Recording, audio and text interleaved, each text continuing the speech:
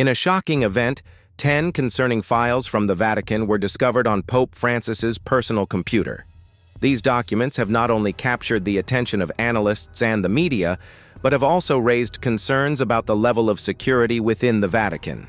The files containing sensitive information about financial scandals, power struggles, and internal investigations have led many to question the transparency and stability of one of the most powerful religious organizations in the world.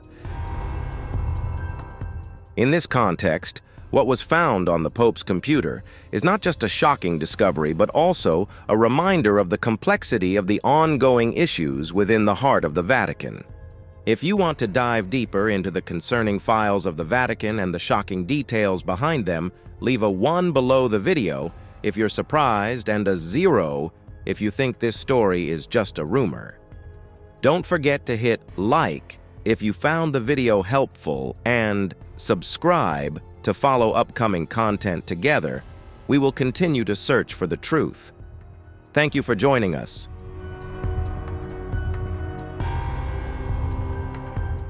When Cardinal Jorge Bergoglio appeared on the balcony of St. Peter's Basilica as Pope Francis in March 2013, he inherited a Vatican bank officially known as the Institute for Religious Works (IOR), which had long been mired in controversy. IOR had been plagued by allegations of money laundering, tax evasion, and connections to organized crime. Its reputation was so tarnished that just weeks before Francis's election, it was already the subject of significant scrutiny.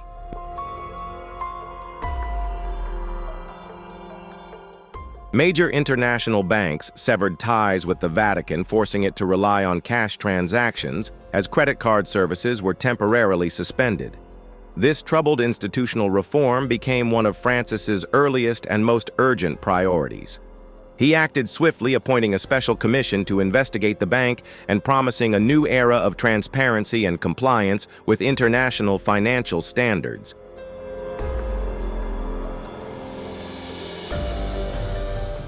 But as early leaked reports revealed, the new pope faced fierce resistance from entrenched interest groups within the bank itself. The documents painted a troubling picture. Bank officials obstructed information requests, mysterious accounts were linked to suspicious transactions, and a deeply secretive culture existed to the point where even the Pope's investigators struggled to penetrate it. The Vatican Bank was not just dealing with problematic activities.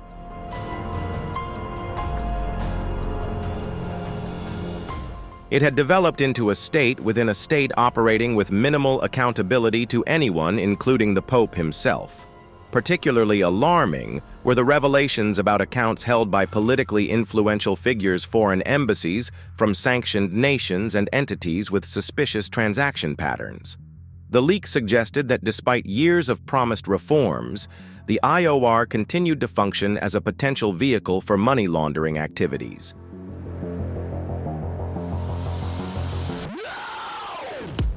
And tax evasion was protected by its unique status as the bank of a sovereign entity beyond the usual international banking oversight.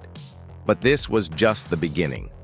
Only 2 years later, a new wave of scandal once again hit the Vatican. VatiLeaks 2. In 2015, a shocking sequel to the original VatiLeaks scandal rocked the Holy See and beyond.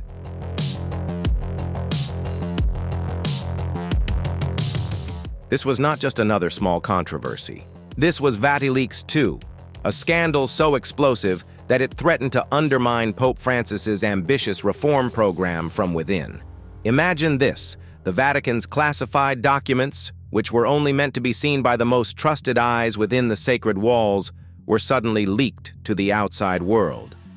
These were not just any documents. They were the kind that exposed the raw, unfiltered reality of what happens when vast wealth meets the resistance of powerful institutions.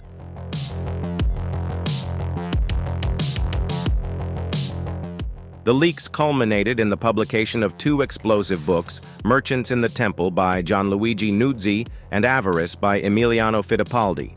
These were not works of fiction or speculation.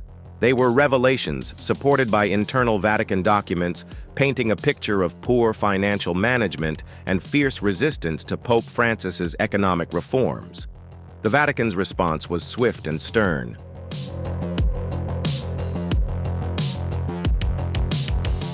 Monsignor Lucio Angel Vallejo Balda and Francesca Chauchi, both members of a pontifical commission established to study financial reform, were arrested and charged with leaking documents.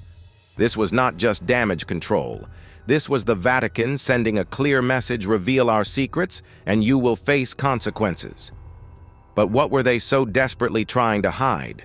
The leaked documents revealed a maze of financial irregularities.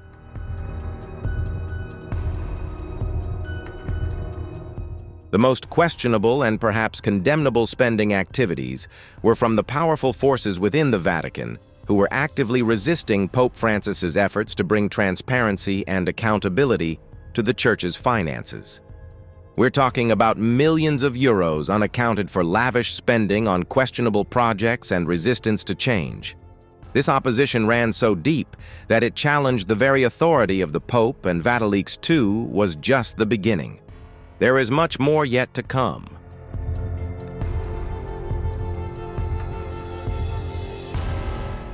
The $400 million real estate scandal in London. If Vatileaks II gave us a brief glimpse behind the curtain, the London real estate investment scandal blew the entire front wide open. This wasn't just about dubious accounting or administrative resistance.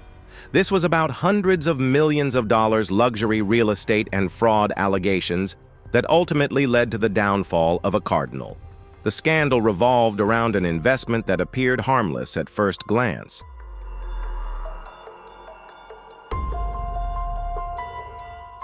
The Vatican's Secretariat of State poured $400 million into an old Harrods warehouse in the upscale Chelsea district of London. On the surface, it seemed like a typical real estate investment.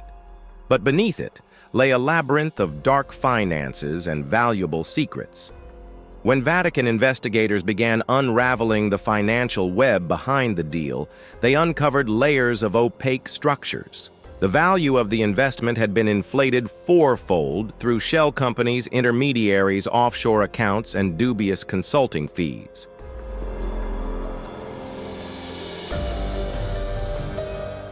Rather than serving the interests of the Church, the deal appeared to be designed to benefit a small group of insiders. At the heart of this financial storm was Cardinal Angelo Becciu, once hailed as one of the brightest rising stars in the Vatican's power structure.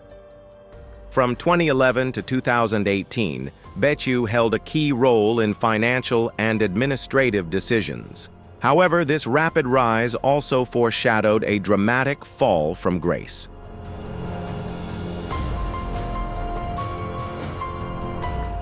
In September 2020, in an unprecedented move, Pope Francis stripped Becciu of his cardinal title, forcing him to resign.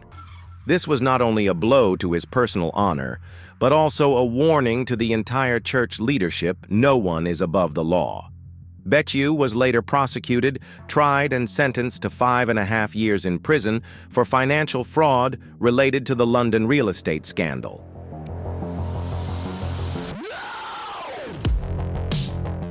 His downfall was a historic moment, showing that even the highest-ranking figures in the Church can be held accountable. But this case was just the tip of the iceberg. As the dust settled, an even more shocking scandal emerged from the shadows: the McCarrick files. While financial scandals have damaged the credibility of the Vatican, the sexual abuse crisis threatens to erase the moral foundation of the entire Church structure.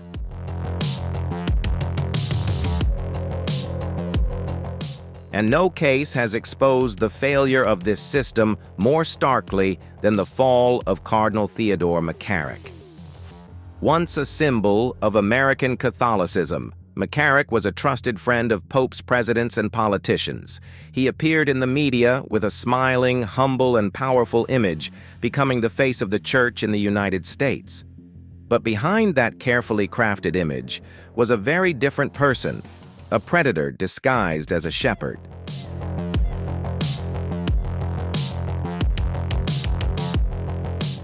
In June 2018, a media explosion erupted.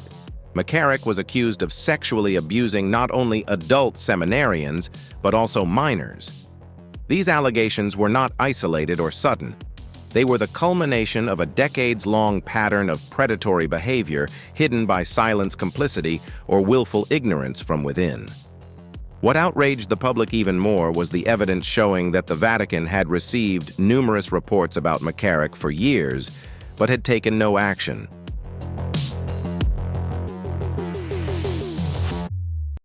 Initially, Pope Francis removed McCarrick from his position, and in 2019 he ordered the removal of his clerical status, the maximum penalty that can be imposed in church law on a cardinal.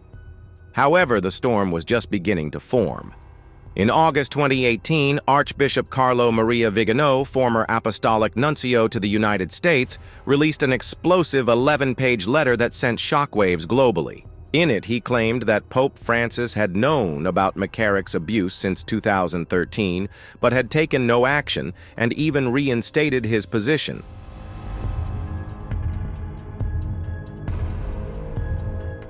The letter ended with an unprecedented call the Pope should resign. It was an act of defiance never seen in modern times, an archbishop directly challenging the supreme authority of the Pope. The Vatican immediately descended into a state of crisis. Pope Francis's initial response was silence, followed by a request for journalists to read and judge for themselves. The Pope's silence only fueled public outrage. Faithful followers, clergy, and global observers were deeply divided between loyalty and the call for transparency.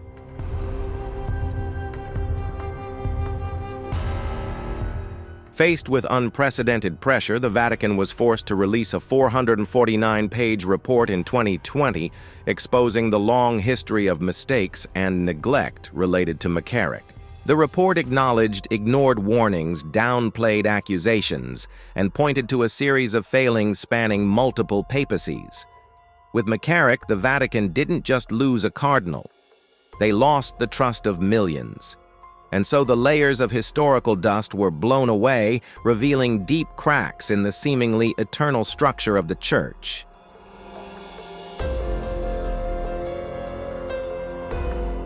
This response, or lack thereof, only intensified scrutiny and fueled speculation. For Pope Francis, who had initially earned praise for his seemingly more open approach to the abuse crisis, the McCarrick scandal dealt a significant blow to his credibility. Despite his famous comment, "Who am I to judge?" and the implementation of new procedures to handle abuse cases, critics began to question the Pope's true commitment.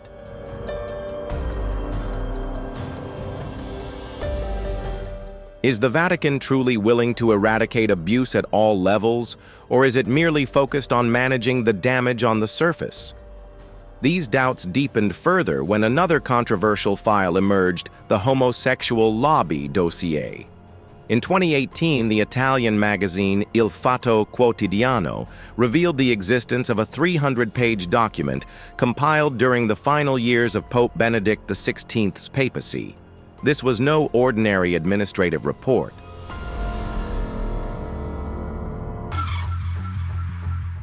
It is believed to contain detailed information about a homosexual lobbying group within the Vatican involved in activities such as corruption, blackmail, and power manipulation. This dossier first attracted attention when Pope Benedict XVI resigned in 2013, a shocking move, as it was the first time in nearly 600 years that a pope voluntarily stepped down. The coincidence between his resignation and the existence of this document led observers to suspect that Benedict had seen something too dark to continue governing.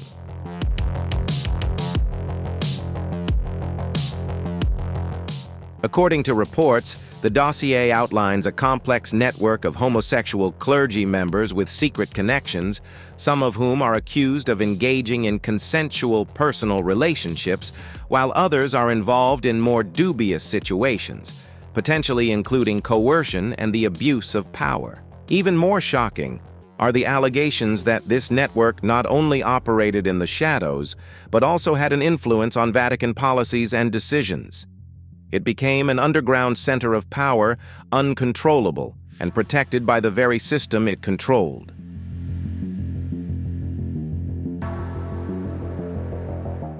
Pope Francis has previously alluded to the internal forces that are undermining the Church, leading people to believe that he was well aware of the existence of this group. What makes this dossier even more sensitive are the names of individuals with direct connections to Pope Francis, including Cardinal Kevin Farrell, who held important positions in the Vatican during Francis' papacy. If these details are accurate, this is no longer just an issue of personal morality, but an institutional crisis.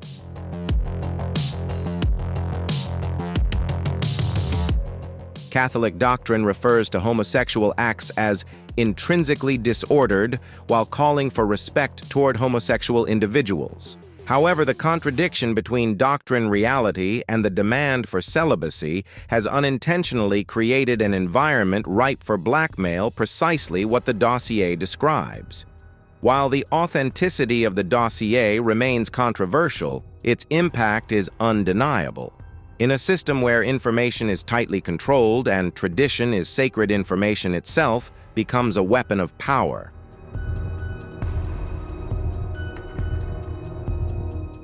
Nothing illustrates this more clearly than the leak of information from the papal conclave, the most secretive process of selecting a pope within the entire Catholic Church.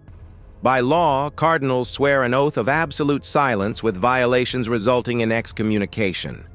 The Sistine Chapel is swept for electronic devices, and all communication is severed.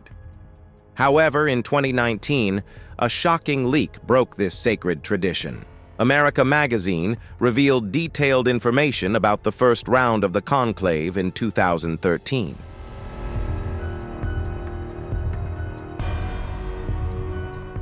This was not just a careless act. It was a severe breach of the most sacred vow in Catholic tradition.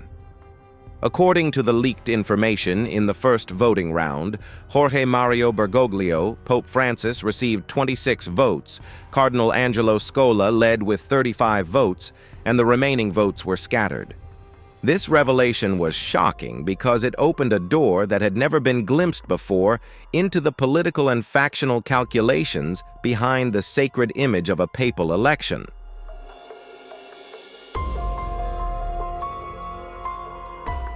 Questions immediately arose. Who leaked the information? Why was it leaked? What was the purpose? And could this be a sign of a deeper rift within the Church? These rifts, from finances, ethics, to politics, are no longer just minor cracks. They are structural fractures carefully concealed for centuries, now gradually coming to light. From the mysterious Vatican bank document leaks, the London real estate scandal, to the McCarrick files and the homosexual lobbying network.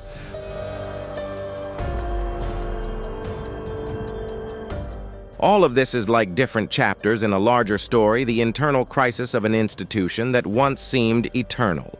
With each revelation, the image of the Vatican becomes clearer, not as an impregnable fortress of moral purity, but as a living, contradictory, powerful, and vulnerable organization. And the big question is, how many more secrets remain to be uncovered? While this information may seem trivial, after all, we already know Jorge Bergoglio was elected pope. The implications behind it are profound.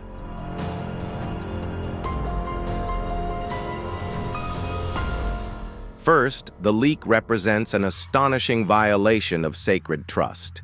When cardinals, those holding the highest spiritual power, are willing to break their oath of secrecy during the conclave, what does that say about the discipline within the Church's highest ranks? This is not just a breach of protocol, it's a crack in the moral structure. Second, the timing of the leak was not coincidental. It came at a moment when Pope Francis's reforms were facing intense resistance.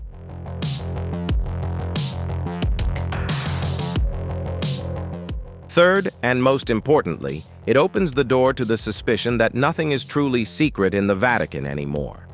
If even papal elections can be leaked, then what else? The sins, the underground plans, the backdoor bargains might also come to light. In this context, it's no surprise that the next revelation came from another document, a leaked letter from 13 conservative cardinals. Released in 2015, right at the beginning of the Synod on the Family, this letter represented an extraordinary breach of protocol.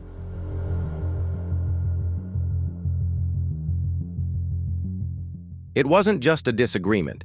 It was an organized challenge to papal authority. With a stern tone, the cardinals opposed the synod procedures and accused the progressive bias in the proposed reforms. Among the most contentious issues was the question of communion for Catholics who had divorced and remarried, one of the defining challenges of Pope Francis's papacy. The cardinals argued that the process had been manipulated to achieve a predetermined progressive outcome. The leak turned an internal dispute into a global debate.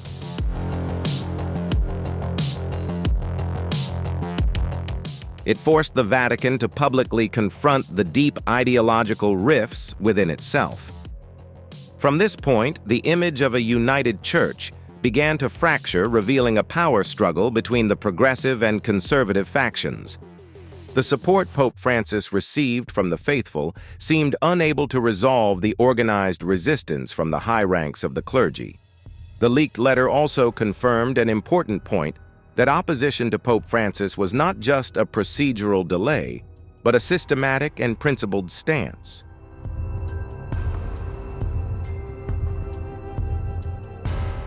The cardinals who signed the letter believed they were defending the true doctrine of the Church, viewing the Pope's reforms as a serious threat. This confrontation would not remain limited to theory or theological debate. It quickly extended into the legal and criminal spheres with the 2021 wiretapping scandal. As the trial for the London real estate investment scandal was underway, new allegations emerged, once again shaking the trust in the power structure of the Vatican.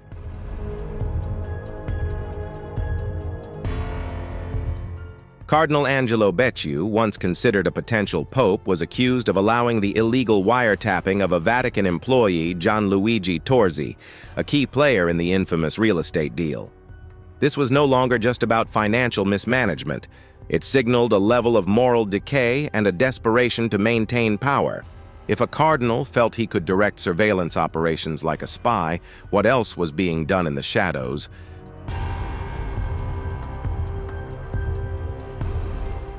The use of illegal wiretapping shows that the factional battles within the Vatican have gone beyond doctrinal disagreements. They have turned into organized schemes. These actions not only violate privacy, but also undermine the very legitimacy of the Vatican as both a sovereign state and a religious institution. Vatican, with its own legal system, police force, and diplomatic network, now faces the question: who is controlling the controllers?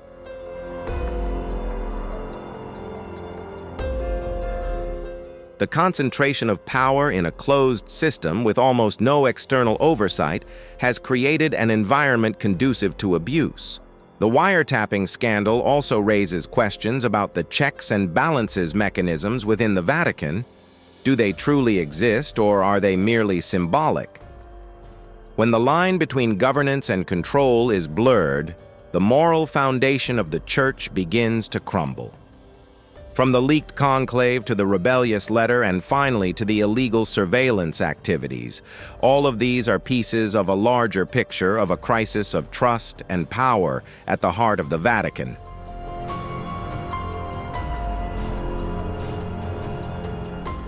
These events are not isolated incidents. They are different manifestations of a structural crisis where ancient religious institutions are forced to confront modern demands for transparency, accountability, and reform. As each layer of secrecy is peeled away, the question is no longer what is being hidden, but rather what will be revealed next.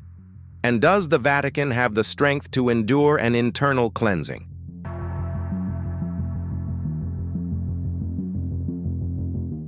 If the cardinals are willing to allow surveillance of other Vatican officials, it cannot be ruled out that more sophisticated tactics, even coercive or manipulative ones, have also been deployed in the power struggles that have shaped Pope Francis's papacy. From leaking internal correspondence to calculating media attacks, the behind-the-scenes infighting in the Vatican bears the hallmarks of a political war rather than a theological debate.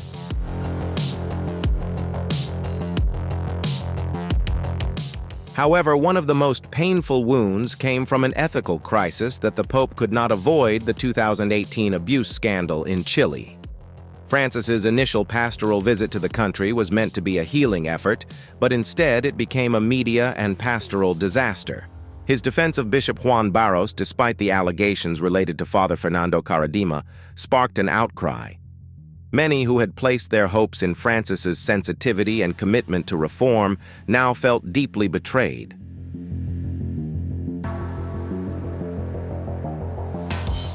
His request for victims to provide evidence was seen as denying the truth and insulting those who had suffered. The backlash came not only from the victims, but also from those who supported Francis within the clergy and Catholic media. The outrage intensified when evidence emerged showing that the Vatican had been warned for years, including a letter from a victim personally handed to the Pope in 2015. This made his claim of having never received any allegations completely unacceptable.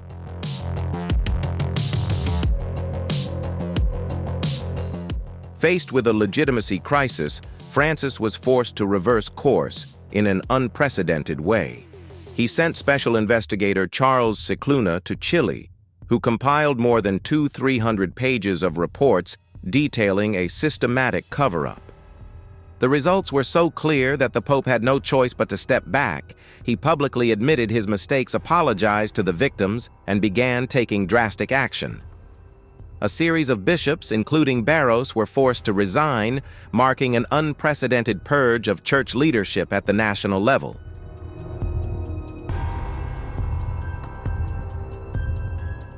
For many survivors, however, the damage to trust has been irreparable. The events in Chile have led to a marked shift in Francis's approach to abuse. He has become more assertive in demanding accountability and more cautious in his initial responses to victims. But the affair also raises a deeper question: why did it take a public crisis and international media pressure to force a response that should have been the Pope's natural moral reflex?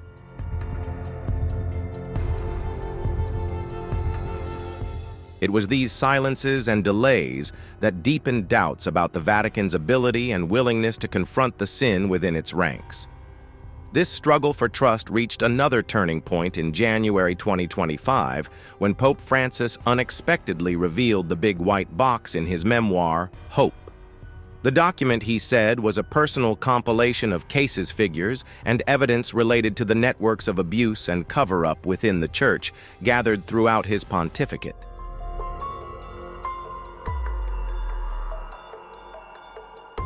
Francis described it not as a mere memorandum, but as the sacred confession of the pontificate. The announcement of the white box immediately sparked speculation about its contents, and whether it referred to senior figures whose names had not yet been named. Many saw the move as a last-ditch effort to shape Francis's legacy before the end of his ministry, while skeptics saw it as a belated and reputation-protecting move.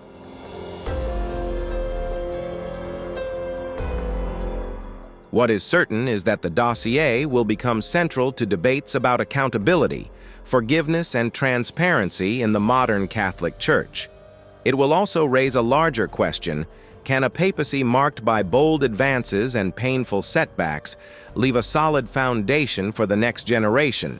In a long internal battle between reform and tradition, silence and truth, Francis has teetered on the tightrope of power and conscience.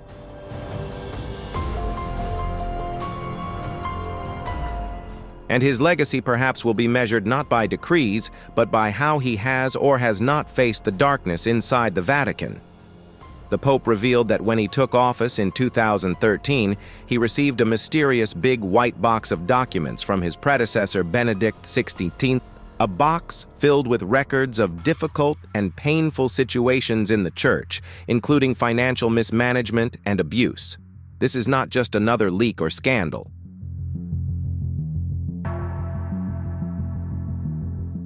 This is the Pope himself, lifting the curtain on the troubled institutional legacy he has inherited. The skeletons in the Vatican's closet have been officially passed from one pope to the next.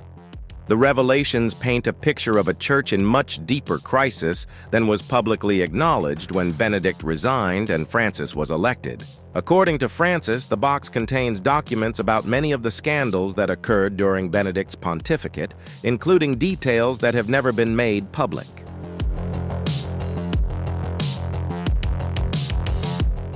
This mysterious collection of documents represents an institutional record of failure and misdeeds, a papal archive of shame that each successor will need to face. The existence of this box raises profound questions about the nature of the papal transition and institutional accountability. How much did Francis know about the Church's darkest secrets when he accepted his election? How much was deliberately hidden from the faithful?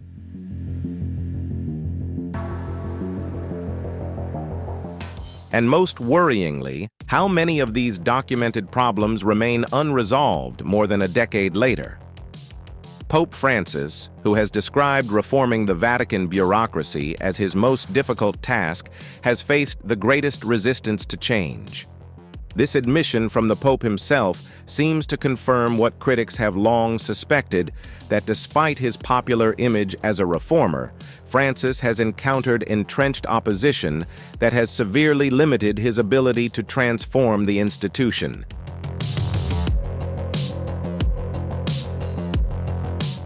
What makes this revelation particularly remarkable is that the source was not an anonymous whistleblower or a disgruntled employee, but the Pope himself. By publicly acknowledging this legacy of scandal, Francis appears to be doing something unprecedented, using institutional transparency as a strategic tool to explain the challenges he has faced and perhaps justify what some see as limited progress on his reform agenda.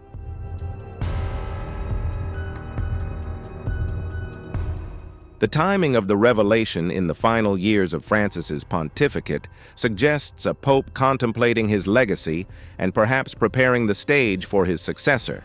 By revealing the white box and its contents, Francis may have signaled that whoever succeeds him will face similar challenges and resistance, essentially warning future popes about the institutional obstacles to meaningful reform.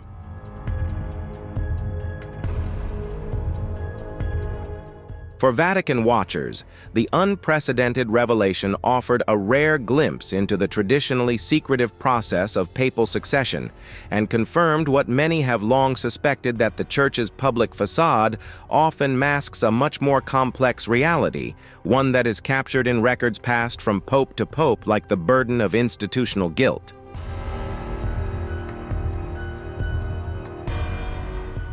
Ultimately, these disturbing files are a sobering reminder that reforming an institution as old and complex as the Catholic Church requires more than good intentions or strong rhetoric. And with that, we've come to the end of this deep dive. For more thought-provoking content like this, hit the subscribe button, hit the bell for notifications, and watch the tags that appear on your screen for more videos. Don't forget to leave your thoughts in the comments below.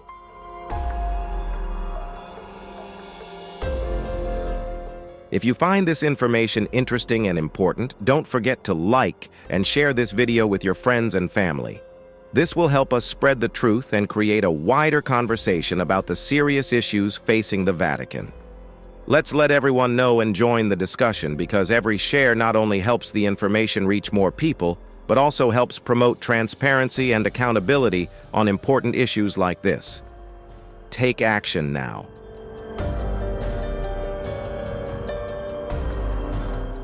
I never said I was perfect, nor did I pretend to be someone I was not. I said and did things I regret.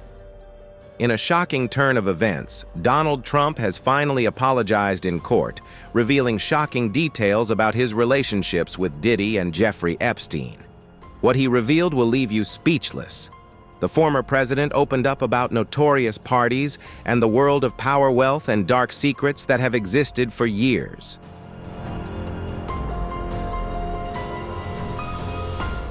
With the spotlight on him and the courts, Trump's revelations set social media ablaze. His shocking courtroom apology.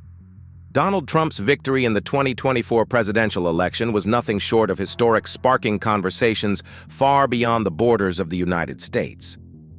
Against all odds and with Hollywood's glittering A-listers rallying behind Kamala Harris, Trump pulled off a landslide victory that stunned the world.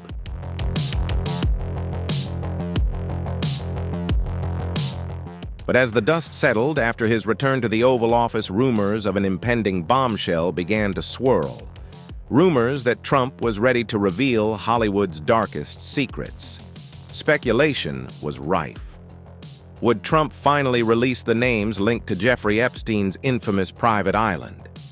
For years, the Epstein list has been the subject of countless rumors and conspiracy theories, with powerful figures allegedly involved.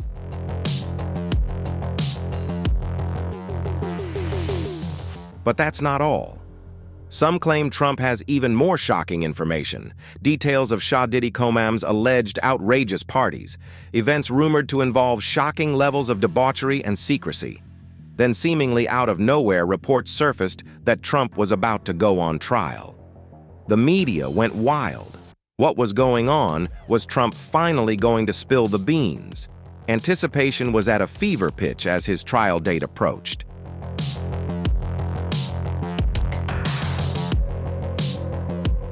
Trump's team has been hinting that he plans to clear things up according to rumors. Is this the moment he apologizes for his past ties to Epstein? Is he acknowledging Hollywood's involvement in the alleged actions of both Epstein and Diddy? The scene is said to be dramatic. Trump, known for his larger-than-life persona, is said to have entered the courtroom with a calm but determined demeanor.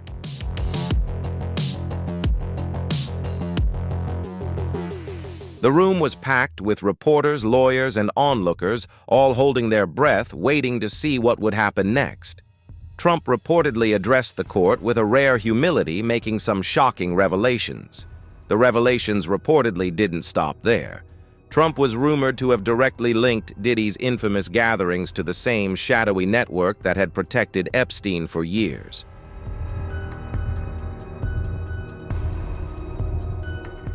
The alleged statement sent shockwaves through the media, with speculation about the identities of the celebrities involved reaching fever pitch. But then the twist happened. None of it was true. Trump never appeared in court. The apology was a fabrication, the revelations pure speculation. The alleged court appearance was nothing more than a wild rumor, a product of internet conspiracy theories and tabloid sensationalism.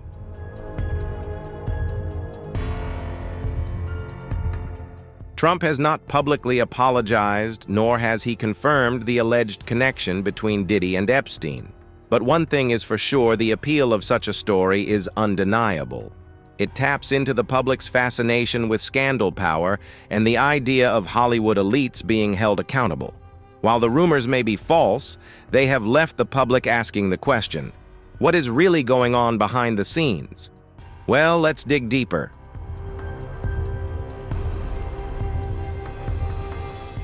In the weeks following his election, Trump remained largely silent about the growing speculation. Then a tweet from Elon Musk, his close confidant and co-director of the Dogecoin initiative, broke the internet after captioning an old post with "Yes, people want Diddy and Epstein's files." Musk's tweet went viral immediately. Was this confirmation that Trump was planning to launch a Pandora scandal?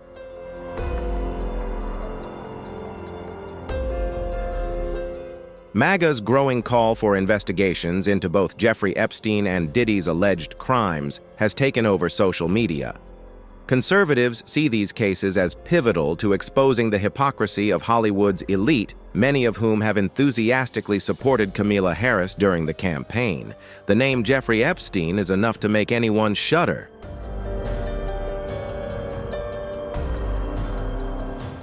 Once a well-connected financier, Epstein's downfall began in 2005 when he was charged with sexual misconduct with a 14-year-old girl after paying her. He pleaded guilty to soliciting prostitution in 2008, but it was his arrest in 2019 that reopened a series of allegations from dozens of underage girls. Epstein's infamous Black Book reportedly included high-profile names such as Bill Clinton, Hillary Clinton, Stephen Hawking, Leonardo DiCaprio, and even Donald Trump himself.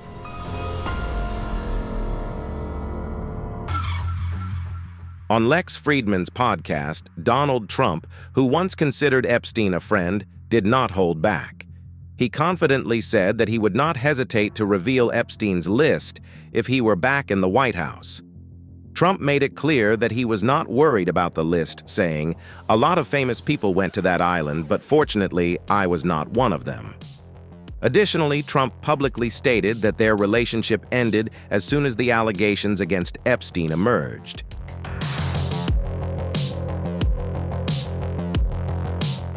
However, many questioned his sincerity, pointing to reports of Epstein's frequent visits to Mar-a-Lago and rumors that the two shared a girlfriend. Despite Trump's declaration of cutting ties, talk of his relationship with Epstein gained traction during the 2024 campaign.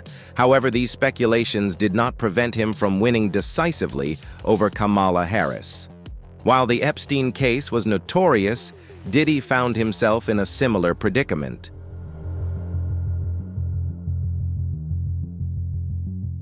Charged with racketeering, Diddy's September 2024 arrest marked the beginning of another high-profile scandal.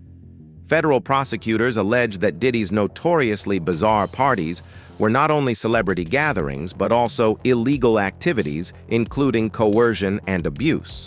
Diddy's defense team has vehemently denied the allegations, describing them as wildly exaggerated. But the upcoming trial in May 2026 promises to yield potentially explosive revelations.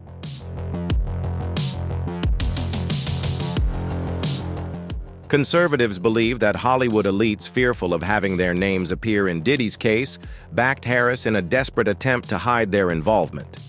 Adding fuel to the fire, Elon Musk speculated that former comedian Ellen DeGeneres and her wife Portia de Rossi fled the United States after Trump's victory to avoid scrutiny.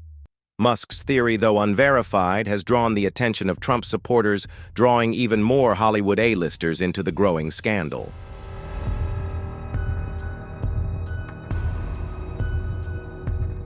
The Hollywood couple reportedly moved to England's Cotswolds ahead of the 2024 presidential election, where Donald Trump won a second non-consecutive term. They reportedly told friends that Trump's victory was the main reason behind their big move. However, Musk shared a post suggesting that DeGeneres knew too much about Diddy and his rumored outrageous parties, adding a raised eyebrow emoji.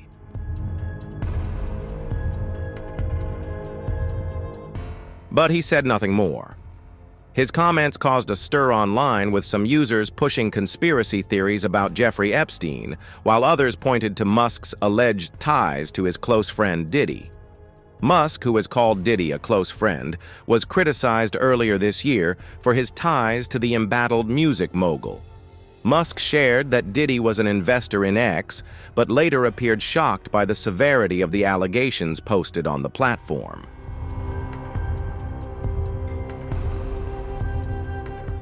I wonder how many people know about this.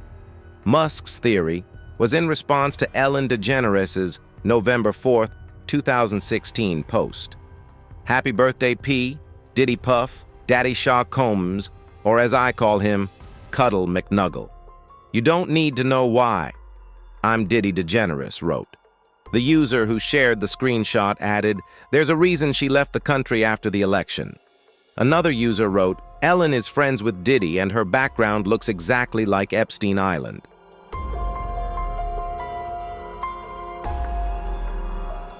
Trump winning when he did is the most convenient cover ever for these people, a third user wrote.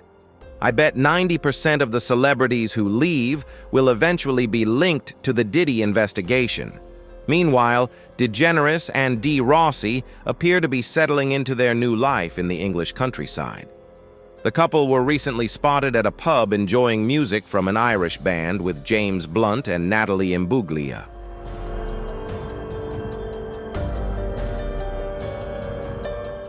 Their new home puts them in a group of other celebrities that includes David and Victoria Beckham, Kate Moss, and Patrick Stewart.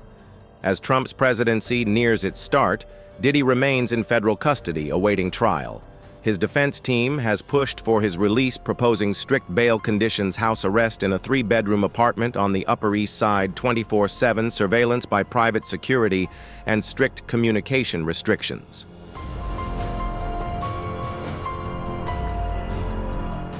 If the government's fear was that Mr. Combs would commit violence against someone, it was unlikely, defense attorney Mark Agnil said. But prosecutors have strongly objected to the move. This is a case about violence, prosecutor Christy Slavic argued, pointing to surveillance footage of an altercation between Diddy and his ex-girlfriend Cassie. Diddy's defense has downplayed the video as evidence of a toxic relationship.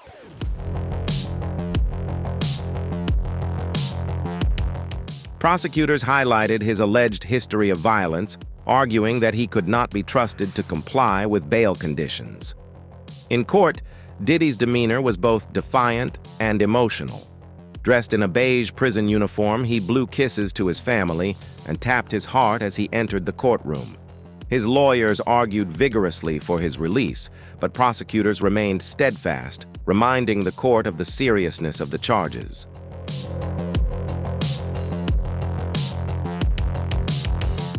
The judge postponed his immediate verdict, leaving Diddy's fate uncertain. There was tension in the courtroom as onlookers wondered whether the rapper would stay behind bars or fight his case from the comfort of his luxury apartment. While the apology was deemed to be nothing more than a fiction, the public's hunger for answers remains insatiable. Both the Epstein and Diddy cases continue to garner national attention, with many hoping the truth will eventually come out.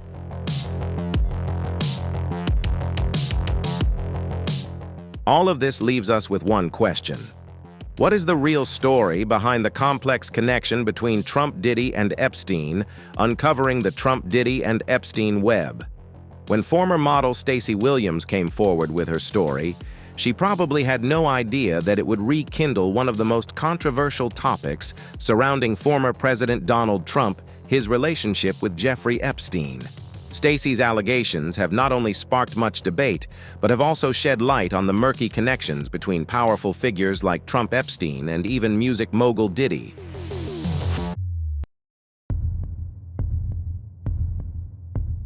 With each new revelation, the web of connections grows more tangled and disturbing.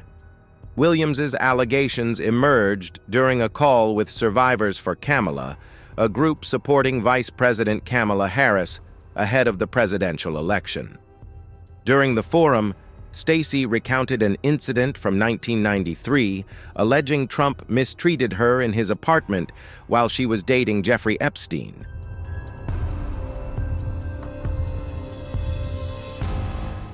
She describes the incident with a mixture of disbelief and fear, painting a picture of two powerful men treating her like a pornographic object in a dark game. The context doesn't make sense because those hands were on me, and then he and Jeffrey just kept talking and looking at each other and smiling. The incident reportedly left Williams feeling dehumanized, but what struck her most was Epstein's reaction. Instead of defending her, he criticized her for allowing it to happen.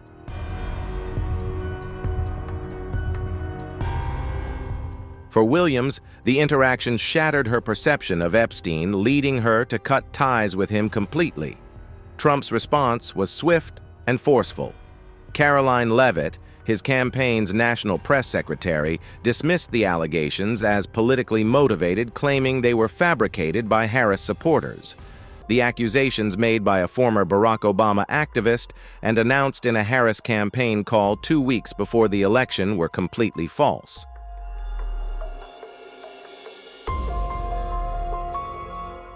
The story was obviously fabricated by the Harris campaign, but Williams's account has prompted a re-examination of Trump's history with Epstein.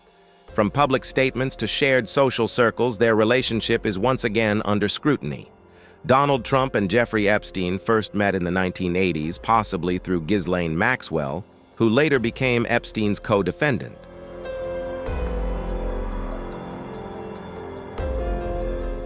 This is a photo of Donald Trump-Melania Canals, now Melania Trump, Jeffrey Epstein, and Ghislaine Maxwell posing together at the Mar-a-Lago Club in Palm Beach, Florida on February 12, 2000. Epstein's former business associate Stephen Hoffenberg commented, "Donald liked Epstein, but he was crazy about Maxwell, who was a very attractive lady." Hoffenberg worked with Epstein at a New York private equity firm in the 1980s and 1990s. He was later convicted of running a Ponzi scheme.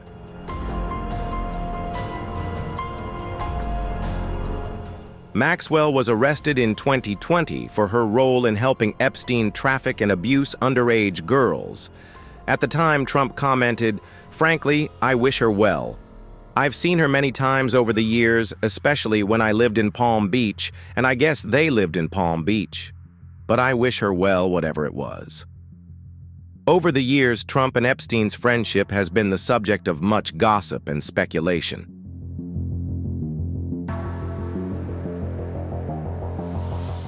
Pictured are Donald Trump and Jeffrey Epstein attending an event in New York City on April 9, 1997. Trump was quoted as calling Epstein a great guy in 2002 after claiming to have known him for 15 years. He added, "It was even said that he liked beautiful women like I did, and many of them were young." There is no doubt that Jeffrey enjoyed his social life. Photos and videos captured the two socializing at exclusive events, reinforcing the perception of a close bond.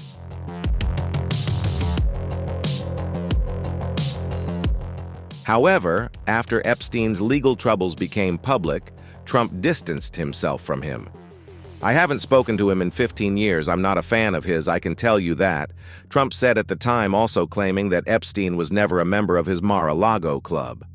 However, evidence such as flight logs showing Trump was on Epstein's private jet has raised questions.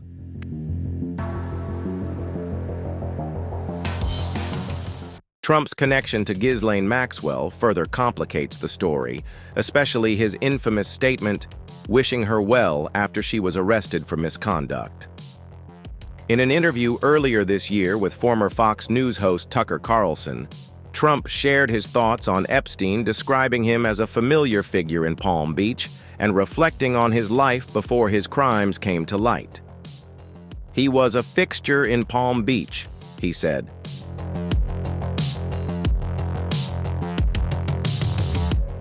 Trump said, "I think he probably committed suicide. He had a life with, nice houses and everything nice, and all of a sudden he's in custody and not doing very well." Diddy's arrest on charges of extortion and misconduct added another layer to the story. Social media exploded with viral photos of Diddy next to Donald Trump, raising questions about Trump's choice of friends. There are plenty of photos of Sean Diddy Combs with him and Jeffrey Epstein.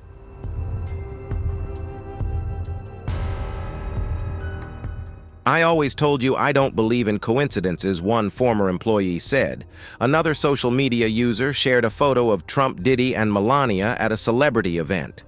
Revelations about Diddy's alleged criminal activities have increased scrutiny of his ties to Trump. Some posts even highlighted Diddy's investment in Elon Musk's social platform X, creating a connection between powerful figures in entertainment tech and politics.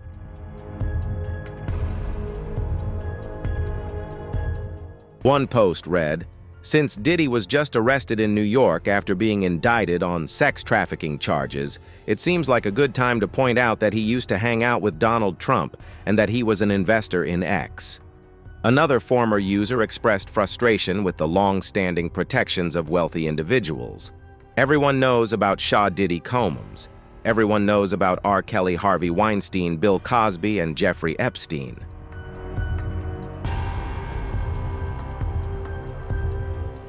Everyone knows about Donald Trump. I'm tired of people defending rich perverts who kept their dark secrets for decades. It's tiring. Donald Trump and Diddy once appeared together in a Macy's ad. Interestingly, Taylor Swift, whom Trump recently criticized after she endorsed Kamala Harris, also appeared in that 2012 ad. There's another connection between the Trump family and Diddy. Trump's son Don Jr. has ties to the music mogul.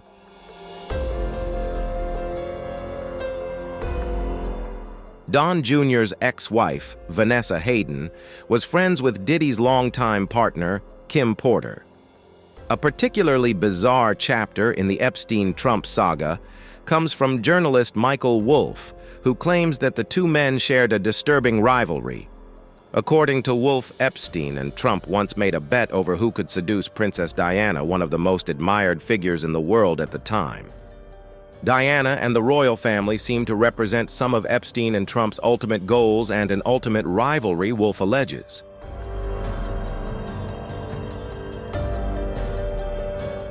He argues that both men, driven by a lust for power and relationships, believed they could pursue any woman they wanted. The author describes Princess Diana as the ultimate status symbol of the 1980s, noting that her fame was unparalleled during that time. While there is no evidence that Diana knew about the twisted competition, the claim paints a damning picture of the two men's objectification of women.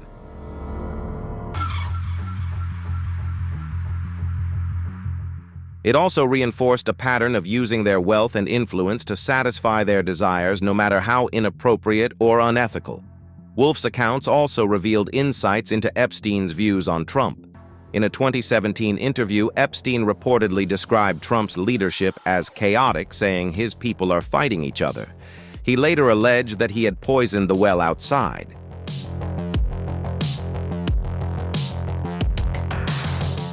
Wolff alleges that Epstein and Trump's friendship flourished because of their shared love of money, status, and women.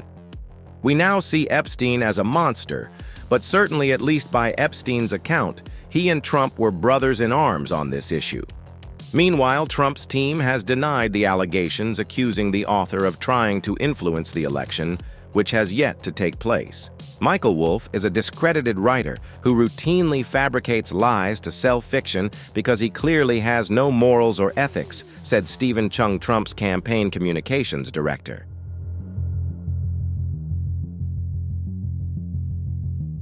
He waited until days before the election to release bizarre false smears, all aimed at blatantly interfering in the election on behalf of Kamala Harris. He is a failed journalist who is resorting to lying to get attention. Despite Trump's efforts to distance himself, these revelations suggest that their relationship ran deeper than either man has publicly acknowledged. As more stories emerge, the connections between Trump, Epstein, and Diddy paint a disturbing picture.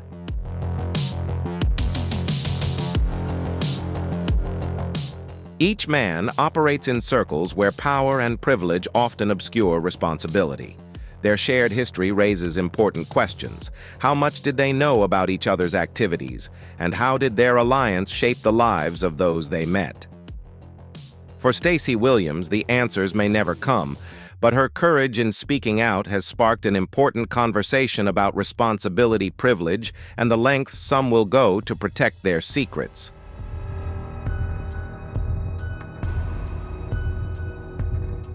The web of Trump, Diddy, and Epstein is far from untangled. And as more threads are pulled, the world may uncover truths even more shocking than the allegations we already know. As these disturbing connections and revelations continue to emerge, they have sparked new debates, resurrected old defenses, and spawned new conspiracy theories, old defenses, and new conspiracies. More than a decade ago, in 2012, Donald Trump had nothing but kind words for Diddy.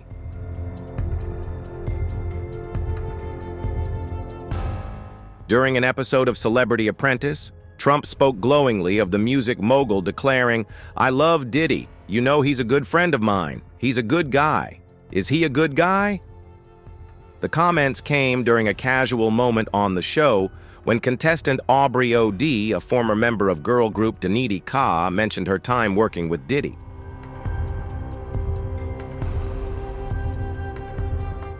When O.D. hesitated to elaborate on her experience, Trump pressed on emphasizing his willingness to defend Diddy. It was a rare public show of support from Trump, whose relationship with the entertainment industry has often been transactional.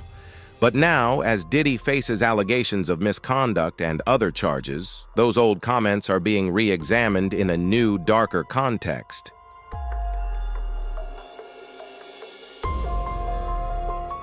Donald Trump's comments about Diddy at the time may have been part of a showy strategy to portray himself as a celebrity pal. In the celebrity apprentice environment, these compliments may not have been a genuine tribute, but rather a way to bolster Trump's career. These comments were made in a context where Trump has always wanted to showcase his extensive relationships with influential figures in the entertainment industry, not necessarily genuine support, especially when Diddy was facing legal charges.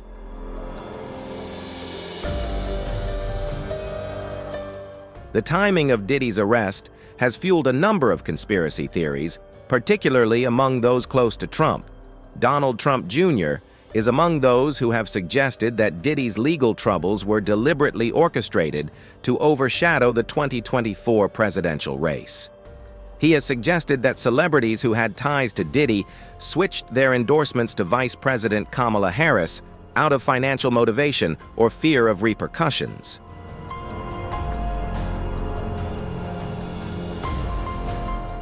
However, there was no clear evidence to support these claims, and it quickly became a point of contention among Trump supporters. Trump Jr. went on to emphasize that Diddy's arrest seemed well-timed, with a slew of celebrities suddenly expressing support for Harris for no apparent reason. He also hinted that his father's administration would not easily forgive Diddy for his legal troubles.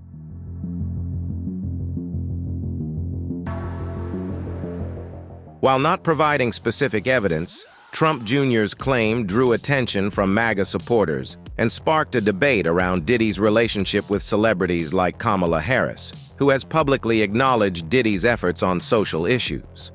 Some Trump supporters have drawn connections between Harris and Diddy, especially when Diddy held a town hall with Harris in 2020 about racial inequality.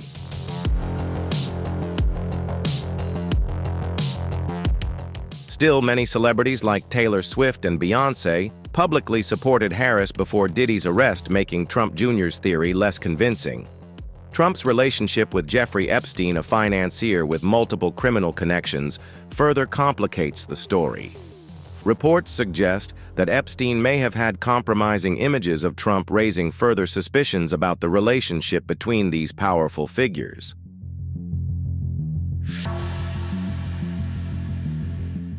The allegations of ties between Trump, Epstein, and Diddy made the story of Trump and his allies harder to defend.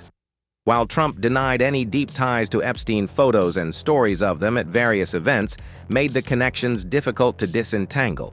When Trump was re-elected, some began to speculate whether he would pardon Diddy, as he had done with Kodak Black and Lil Wayne, who had publicly expressed support for him.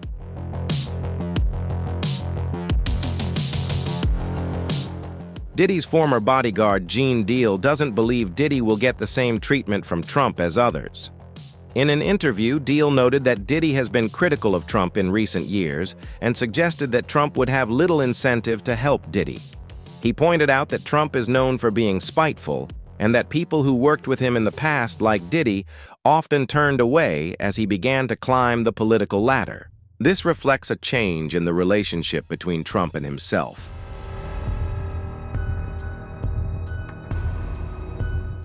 Many in the entertainment industry as he transitioned from celebrity businessman to political figure. In the 1990s and early 2000s, Trump and Diddy had a close relationship. They were photographed together at many events, and Trump once sent a video invitation to Diddy's 29th birthday party, calling him the legendary Puff Daddy. However, as Trump moved into politics, Diddy's stance began to change.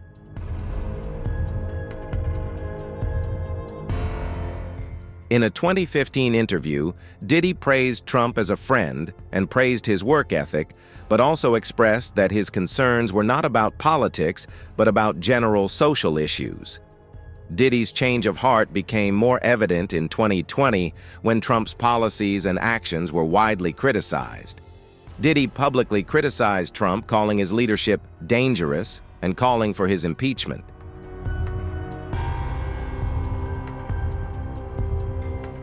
He declared that white men like Trump should be deported and encouraged voters to support Joe Biden. Diddy said that while he was not entirely happy with Biden, he thought Biden was the right choice to replace Trump. This marked a marked shift in Diddy's stance on Trump. The strange relationship between Trump and Diddy was also reflected on the show Celebrity Apprentice, where a contestant named Aubrey O'Day was asked to share her thoughts on both.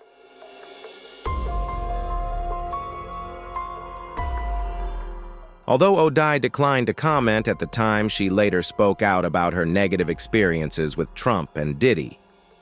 O'Day also revealed that she had an affair with Donald Trump Jr., adding a layer of complexity to the relationship between these characters. These connections make the Trump and Diddy story difficult to pin down. While Diddy awaits trial, his spokesperson maintains that he is innocent and hopes to win in the end.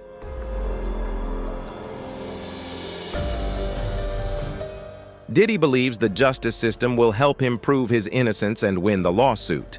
These allegations, while unproven, are tarnishing Diddy's reputation as a music pioneer.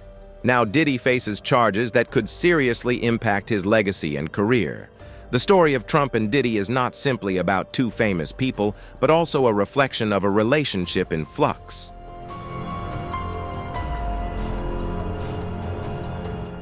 Allegiances change over time, especially when politics and fame intersect with scandal. In 2012, Trump proudly declared his friendship with Diddy, calling him a good friend. But a decade later, the relationship has become murky, replaced by accusations, conspiracies, and constant news cycle squabbles. The transition from friends to rivals was largely due to the evolution of both their careers and political positions.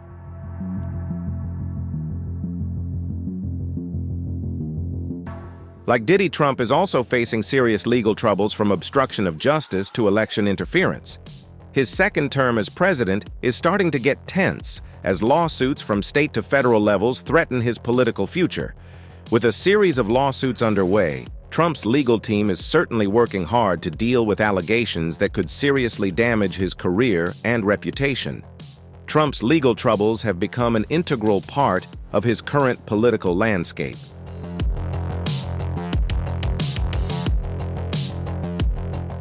For Trump, Diddy, and everyone else caught in this tangled web, this is just the beginning of a complex political and legal reckoning. As the allegations continue to unravel and the legal proceedings continue, more questions will emerge than answers. Disturbed relationships, political strategies, and current events will keep this controversy going.